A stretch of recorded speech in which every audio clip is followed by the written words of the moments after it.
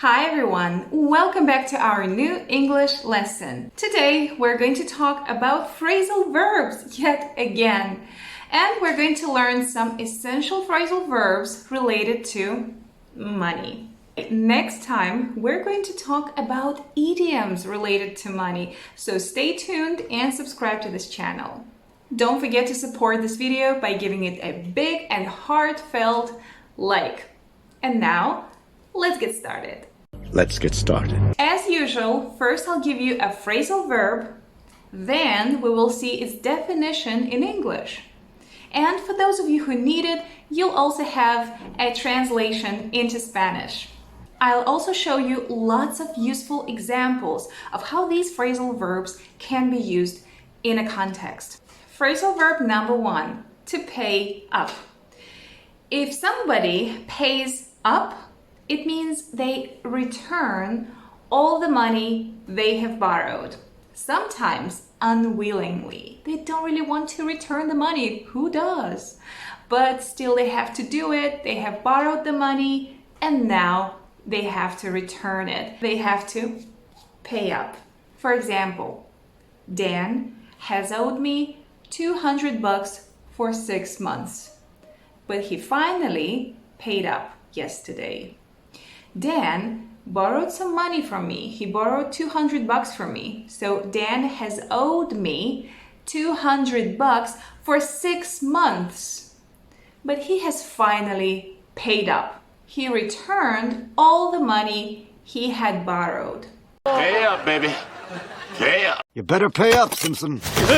It's time to pay up. You better pay up. Hey, how's it going? Yeah, it's me. Hey, by the way, do you remember that I gave you some money almost a year ago?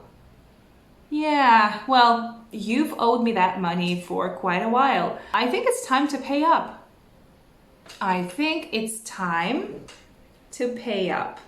A similar phrasal verb would be to pay back. If you pay somebody back, it means you return them their money or the money you have borrowed. For example, I lent Jenny $20 last week and she paid me back yesterday. I lent Jenny $20 last week and she paid me back yesterday. I'll pay you back, I promise. I'll pay you back $5, okay? Until you pay us back. Pay me back when you can. I'll pay you back, so we'll pay you all back.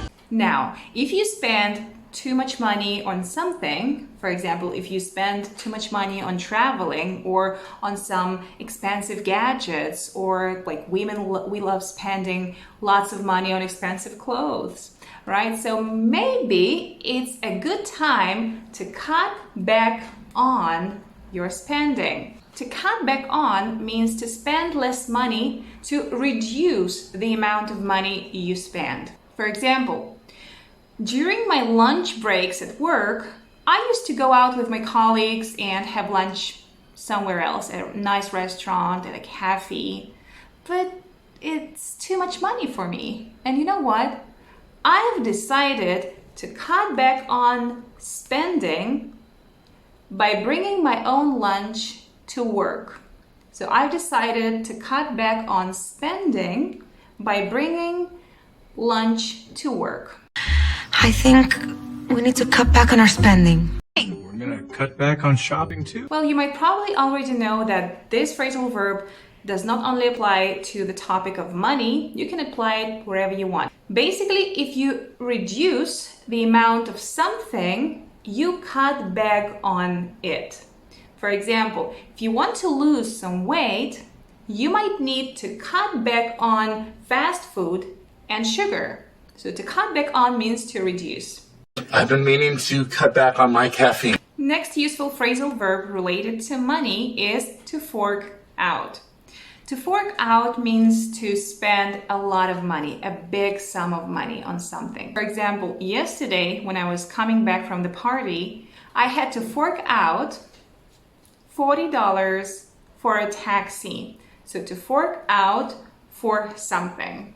Or, I can't believe we forked out $400 for a ticket to see this lousy show.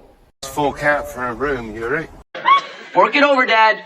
A similar phrasal verb would be this one, to splash out. It's quite similar to the previous one we've just seen, to fork out. However, to me, the difference is that to fork out means to spend a lot of money unwillingly. You don't really want to do that. Like, for example, come on, Dad, fork out, stop talking and fork out. Like a son can tell his dad, come on, Dad, stop talking and fork out. It means give me money. Come on, Dad, stop talking, give me money. So to fork out means to pay something usually, not always, but usually unwillingly.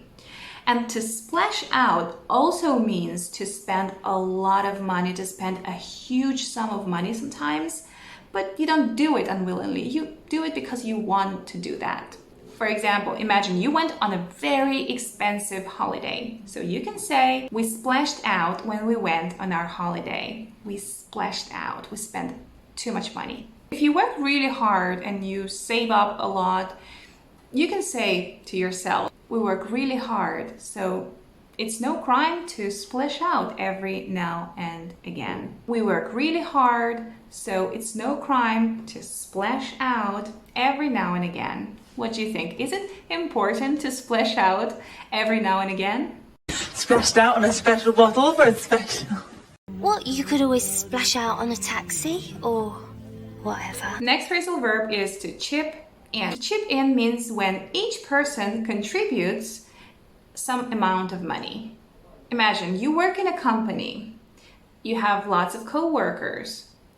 Tomorrow is one of your co-workers' birthday, and you all want to buy them one present. So what do people usually do in that situation?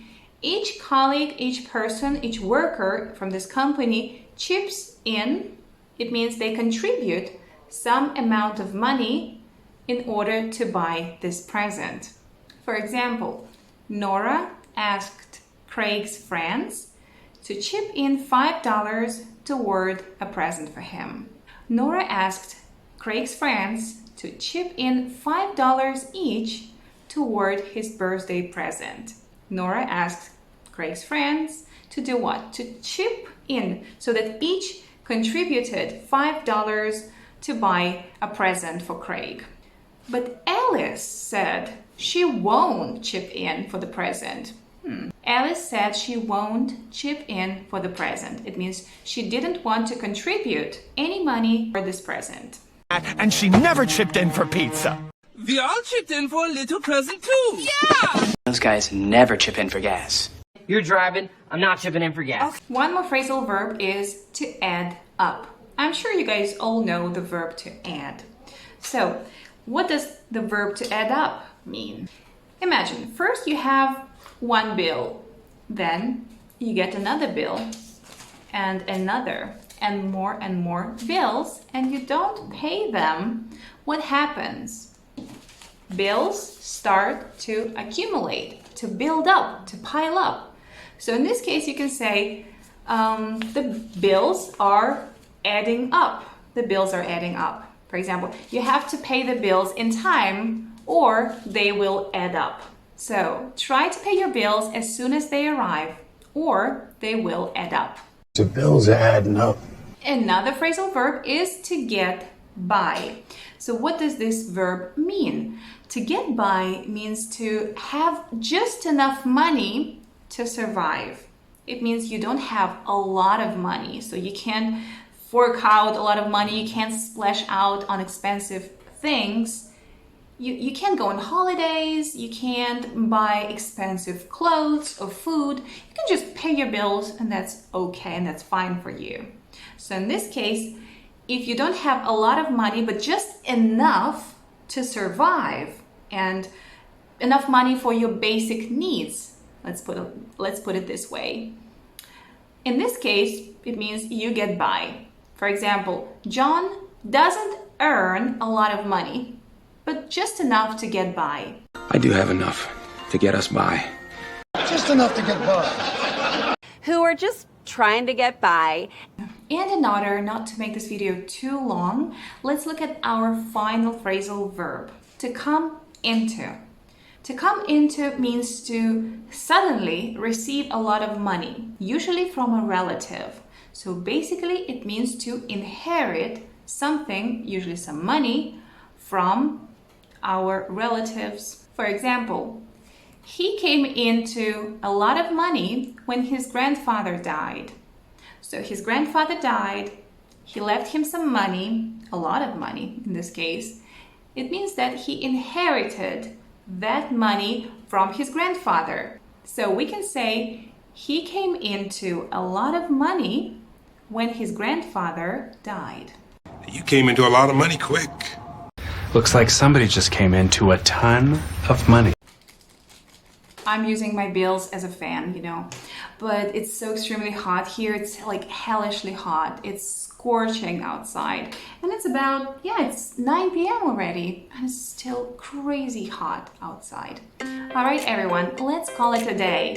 By the way, to call it a day is an idiom that means to finish. So basically I said, let's finish for today. Let's call it a day. As I've promised, next time we're going to look at some useful words, expressions, and idioms related to money. I promise it's gonna be very interesting and useful, so stay tuned. Bye for now. See you next